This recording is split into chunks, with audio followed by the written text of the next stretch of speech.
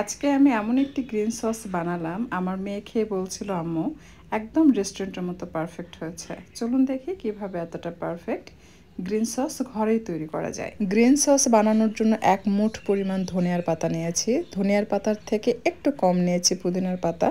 ঝালের জন্য 2টো কাঁচামরিচ, 1 কোয়া রসুন, 1 টেবিল চামচ বুটের বেসন একটু ভেজে নিয়ে বেসনটা করা হয়েছে, মানে ছাতু যেটাকে বলে।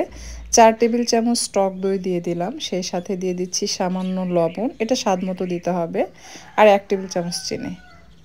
সবশেষে একটু লেবুর রস দিয়ে এটাকে ব্লেন্ড করে নিতে হবে। এই সস তৈরি করে আপনি যে কোনো ধরনের কাবাব, ফ্রাইড চিকেন, পাকোড়া সব কিছুর সাথে পরিবেশন করতে পারবেন। শুধু তাই না, আপনি চাইলে কিন্তু এটা শর্মার মধ্যে দিয়েও খেতে পারেন মেয়োনিজের পরিবর্তে, কারণ এটা অনেক হেলদি এবং খুবই মজার। যে কোনো কিছুর সাথে আপনি পরোটার রোল বানালে সেটার সাথেও সার্ভ করতে পারবেন।